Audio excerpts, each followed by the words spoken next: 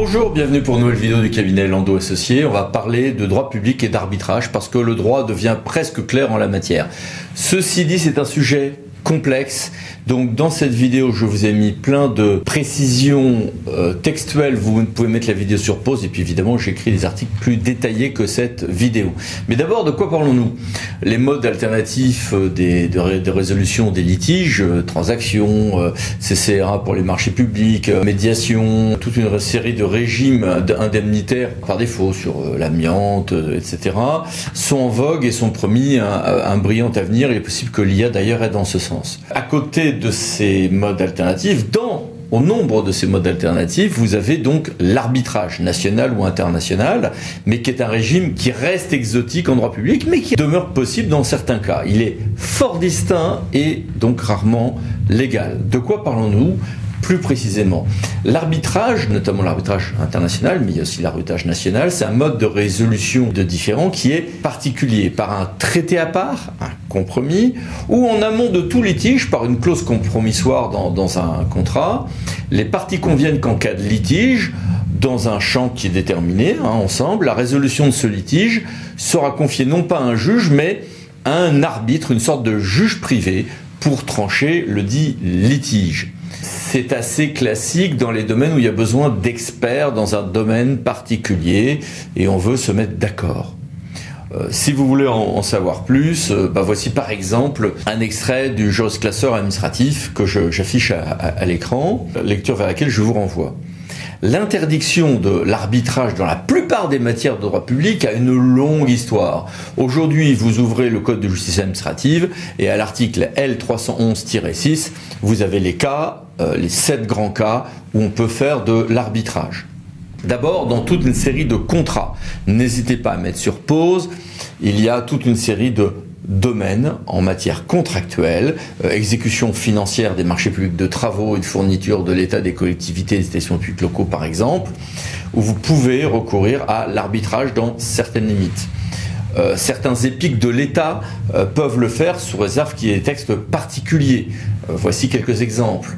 Dans le domaine de la recherche, il y a également un régime particulier pour la SNCF, SNCF Réseau, SNCF Mobilité, un régime particulier pour les opérations internationales. À l'origine, c'était fait pour Euro Disney, mais ça s'applique aux OIN aujourd'hui. Quelques cas pour le droit de postal, enfin de la poste pour l'essentiel, et quelques domaines en matière de biens culturels.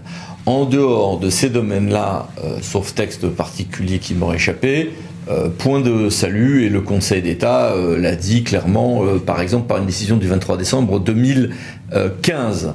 La sentence arbitrale, une fois qu'elle est rendue, donc par cette espèce de juge privé, elle a l'autorité de la chose jugée pour la contestation qu'elle tranche. C'est le Code de procédure civile NCPC qui nous le dit, mais ça s'applique dans notre monde public. Mais attention, cette sentence arbitrale n'est susceptible d'exécution forcée qu'en vertu d'une ordonnance d'exéquatur. Donc on a un arbitrage et puis il va s'appliquer et tout va bien. Mais s'il faut avoir une exécution forcée, ce qui sera souvent le cas en public, ne serait-ce que pour que ce soit également opposable au tiers, eh bien on va repasser par la case du juge. Et de toute manière pour l'international. Le mot exéquatur souvent n'est utilisé que pour l'international, mais le NCPC l'utilise également pour le national. Donc tout va se jouer à ce stade déterminant de cet exéquatur. Mais alors quel juge on va voir à ce moment-là? Le juge administratif ou le juge judiciaire? Eh bien, ce point a été à peu près tranché, enfin a été tranché de manière à peu près définitive par une décision INSERM de 2010 que voici. N'hésitez pas à mettre sur pause à l'écran. Et on se retrouve avec quand même un champ public qui n'est pas étroit. Certes, le principe c'est qu'hors commande publique, domanialité publique et texte particulier, l'exéquatur prendra le chemin du juge judiciaire. Mais le Conseil d'État et le tribunal des conflits ensuite ont clairement donné une vision large de ces champs de définition et notamment de la notion de litige né de l'exécution de la rupture d'un contrat administratif, pas seulement la commande publique, donc tous les contrats administratifs, version large et élargissant donc par là même le champ d'action du juge administratif. Et ça s'applique même pour les commandes publiques faites par les EPIC, et même si ceux-ci deviennent ensuite une société commerciale. Tribunal des conflits, 11 avril 2016. Le droit s'est précisé à la suite de plusieurs affaires, notamment une affaire qui concerne la Martinique, on en parlera tout à l'heure, mais notamment une affaire concernant Angoulême et l'aéroport de Charente, où là on a eu une saga contentieuse d'une assez grande complexité. Donc voilà, l'idée, vous le savez, c'est qu'on développe cet aéroport, on y met beaucoup de sous, il y a un accord avec Ryanair pour tous les grands Bretons qui allaient prendre leurs vacances ou aller à leur résidence secondaire dans le sud-ouest. Le tribunal des conflits, à cette occasion, donc angoumoise, a donné une grande extension à cette notion de contrat de la commande publique, y compris marché public, concerné par cette exception, conduisant à une large compétence du juge administratif. À ce stade, voici cette décision, n'hésitez pas à mettre sur pause. Le Conseil d'État a confirmé également cette interprétation d'une large compétence du juge administratif pour des sentences arbitrales, y compris rendues en France, avec par exemple compétence pour une sentence arbitrale rendue en France pour la rupture d'un contrat entre une personne morale de droit public et une personne, en l'occurrence de droit étranger, et qu'il y ait une clause compromissoire ou un compromis. Vous vous souvenez de la différence, on l'a vu tout à l'heure. Alors vous allez me dire, bah oui, c'est logique, donc là Conseil d'État de 2021, n'hésitez pas à mettre sur pause, mais ces points étaient discutés auparavant. Si cette histoire de débat, notamment entre l'hypothèse où c'était une clause compromissoire ou non, vous intéresse, mettez sur pause. La CA de Bordeaux et le TA de Poitiers n'avaient pas des points de vue tout à fait concordants sur ce point antérieurement. Et sur la compétence du juge administratif pour l'arbitrage, enfin pour l'exéquatur en aval d'une sentence d'arbitrage international, là aussi 2017, mais aussi en octobre 2023. Tout ceci a été affiné et précisé par le juge administratif. N'hésitez pas à voir mes articles sur ce point qui sont plus précis que c'est la présente vidéo.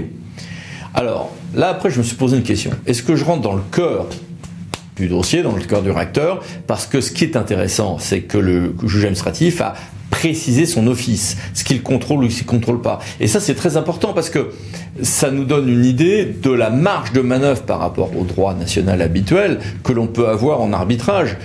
La réalité, c'est que le juge vérifie que certaines lignes rouges ne sont pas franchies, mais on a quand même plus de marge que si on était devant un juge national d'adaptation. Mais là, on serait vraiment sur une vidéo de, allez, plus d'une heure et avec des précisions qui seraient très techniques.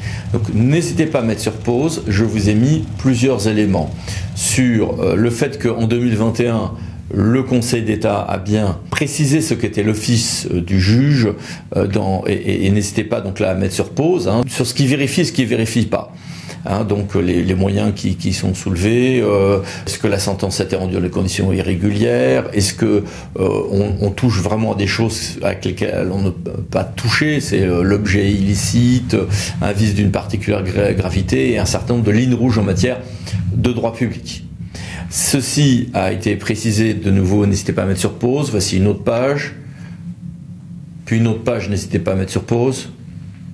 Et enfin, une dernière page, n'hésitez pas à mettre sur pause. Tout ceci ayant donc en 2021 et surtout 2023 été précisé avec un mode d'emploi qui est désormais à peu près opérationnel. Et à l'époque, je me disais, bon allez, ça y est, là, le droit est à peu près stabilisé. Bah oui, mais une importante décision du Conseil d'État du 30 juillet 2024, publiée au recueil Le Bon, a encore affiné, repris ce mode d'emploi, ajouté certains éléments. Voir mes articles pour plus de précision.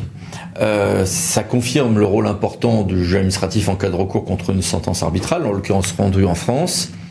Ça confirme le mode d'emploi que je citais tout à l'heure en le reprenant pour le droit, les sentences arbitrales rendues en France versus l'international de tout à l'heure pour Angoulême. Et avec les mêmes points précis à peu près, un mode d'emploi assez comparable, et avec l'admission de rapports provisoires soumis à contradictoire dans la procédure. Là aussi, c'est une affaire qui mérite d'être vue dans ses détails. N'hésitez pas à mettre sur pause. Nous sommes maintenant en Martinique sur le TCSP de l'agglomération foyalaise, donc Fort-de-France et environ. N'hésitez pas à mettre sur pause pour voir les détails ici. Puis là, de nouveau, n'hésitez pas à mettre sur pause. Voilà. Je voulais tenter de dire toutes ces choses en moins de 12 minutes. J'espère avoir réussi sans trop vous faire vous endormir. N'hésitez pas, si le sujet vous intéresse, ou si vous voulez aller plus loin, parce que pour voir ce que contrôle le juge, c'est pas seulement un problème de contentieux, c'est aussi une manière de mesurer la pertinence ou pas du recours à l'arbitrage lorsque celui-ci peut être proposé. N'hésitez pas à vous abonner non plus, c'est par là. À bientôt pour d'autres vidéos. Merci, au revoir.